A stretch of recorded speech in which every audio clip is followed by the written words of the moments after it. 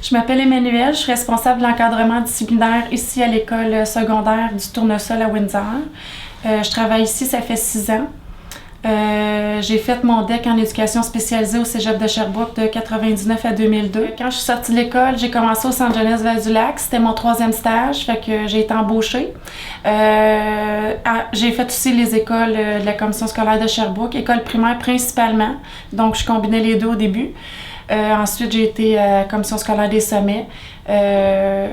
Oui, j'étais plus attirée au départ par les écoles primaires, les clientèles plus jeunes. Puis c'est en vieillissant que j'ai découvert que j'avais une attirance pour les ados. Chaque journée, c'est une surprise. On travaille avec des humains, donc c'est imprévisible.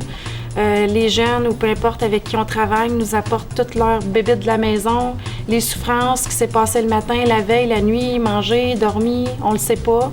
Donc ils arrivent à l'école, tout le monde avec une énergie différente, puis c'est à nous de s'adapter à ça à chaque jour continuellement. L'équipe ici, c'est ce qui fait la force. C'est important d'avoir un sentiment d'appartenance, des balises claires, tout le monde sur la même longueur d'onde. C'est important de valider avec les autres. On a toutes des façons de faire, des modes de pensée, puis un vécu qui nous fait agir de façon différente. Ici, on travaille, moi je travaille tout le temps avec les enseignants, avec la direction, avec les surveillants, avec les autres professionnels, que ce soit psychologues, éducatrices spécialisées.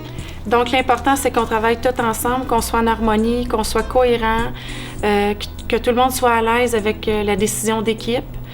Comme ça, c'est rassurant pour les jeunes aussi parce qu'ils savent à quoi s'en tenir, puis ils ont moins tendance à magasiner les intervenants ou les interventions. Croire au potentiel des jeunes, croire en leur capacité, évidemment. Il y a aussi avoir une bonne capacité d'adaptation, une grande ouverture d'esprit, puis être capable de décoder le non-verbal parce que 90% de la communication est non-verbale, donc c'est important de pouvoir décoder les signes avant que la crise éclate. Souvent, ça va agir en prévention de bien des choses. L'implication émotive, donc être trop impliqué émotionnellement, pas être capable de décrocher. Donc, ton intervention est plus objective parce que tu es impliqué, tu as des émotions, donc c'est plus véritable. Puis ça te blesse toi et ça nuit aussi aux jeunes. Il y a vouloir sauver le monde. On va faire une différence, une belle différence, mais on ne sauvera pas le monde. Et il y a aussi pas être capable de décrocher.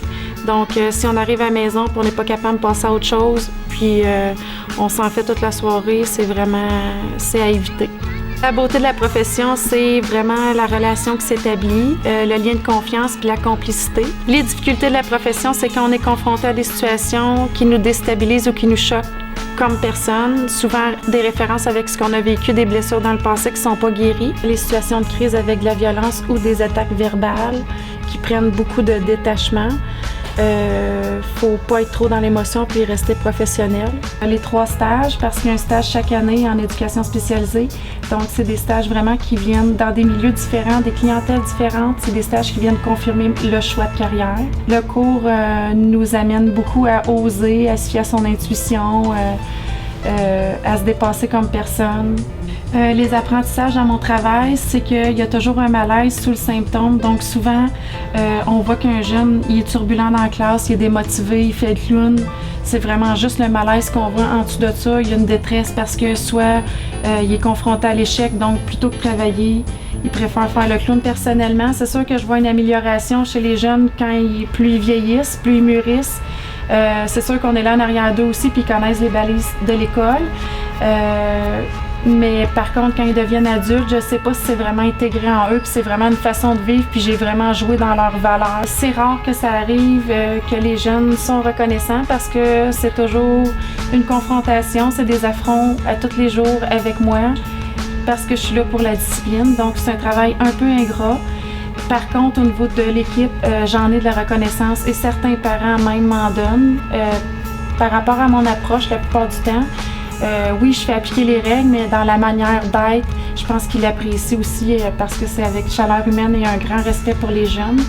Donc, ça, c'est vraiment réconfortant. Ça n'a jamais été un fardeau pour moi de venir travailler. Je suis toujours venue de gaieté de cœur. C'est vraiment un métier que je voulais faire puis que je sais depuis toujours. Ce que je viens chercher ici, principalement, c'est de vouloir faire une petite différence dans la vie des jeunes, de donner comme ma contribution pour la société à ma façon. Les conseils que je donnerais aux élèves ou aux étudiants en éducation spécialisée, ça serait d'oser, de croire en soi, de croire au potentiel des jeunes, puis de respecter leurs limites puis leurs choix. Une de mes fiertés, c'est d'amener les jeunes à devenir des futurs adultes responsables et autonomes qui croient en eux. C'est vraiment important. Comme on dit, vaut mieux construire des enfants que de réparer des adultes brisés.